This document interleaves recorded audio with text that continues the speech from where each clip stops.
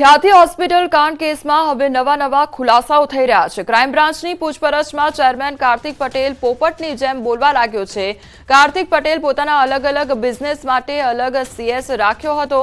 Company secretary Vipin ચૌધરીને રાખ્યો હતો। CBI score અને અન્ય વ્યવસાયના નાણાં સીએસ દ્વારા મેનેજમેન્ટ કરવામાં આવતા હતા અને ખ્યાતિ હોસ્પિટલના નામે કરોડો રૂપિયાની લોન પણ લીધી હતી। વર્ષ 2023માં 22 કરોડની લોન ખ્યાતિ હોસ્પિટલના નામે લીધી હતી। તો 22 કરોડની લોનના પૈસા હોસ્પિટલમાં વાપર્યા નથી।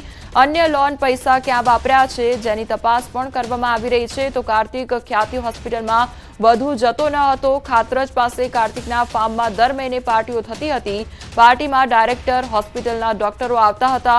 પાર્ટીમાં દારૂની વ્યવસ્થા ચિરાગ રાજપૂત દ્વારા કરવામાં આવતી હતી। બનાસકાંઠામાં ખેડૂત પર રીંછનો હુમલો થયો અને ખેડૂત ઘાયલ થયો છે। અમીરગઢના સોનવાડીમાં ખેતર પાસે આખો બનાવ બન્યો। ખેતરથી પરત આવતા ખેડૂત પર રીંછનો હુમલો કરવામાં આવ્યો હતો। ખેડૂતો બૂમો પાડતા લોકો એકઠા થતા રીંછ ભાગ્યું હતું અને ખેડૂતના માથાના ભાગે ગંભીર ઈજા પહોંચી હતી। તેને પાલનપુર ખસેડવામાં આવ્યો છે।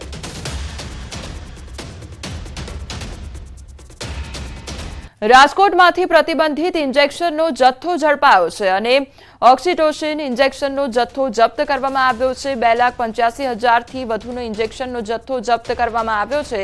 1600થી વધુ ઇન્જેક્શન સાથે એક દબોચાયો છે। તો ધોરાજીના ફયાઝ આરીફ વાલોરિયાની ધરપકડ કરવામાં આવી છે। તો દૂધાળા પશુઓને વધુ દૂધ આપે તે માટે પ્રતિબંધિત કરવામાં આવ્યો છે। ઇન્જેક્શનનો ઉપયોગ કરવામાં આવતો ધોરાજી સિટી પોલીસ સ્ટેશનમાં આઈપીસી કલમ 34 અને પ્રાણી ક્રૂરતા નિવારણ અધિનિયમની કલમ હેઠળ ગુનો નોંધવામાં આવ્યો છે।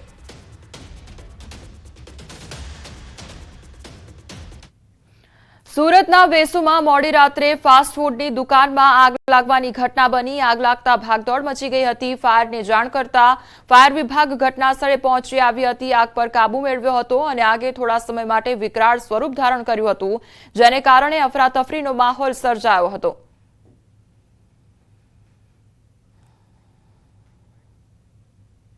વિજાપુરના નાનકડા ગામના વૃદ્ધાને એચએમપીવીના કારણે અમદાવાદની ખાનગી હોસ્પિટલમાં ખસેડવામાં આવ્યા છે। હાલ તેની તબિયત સુધારા પર છે।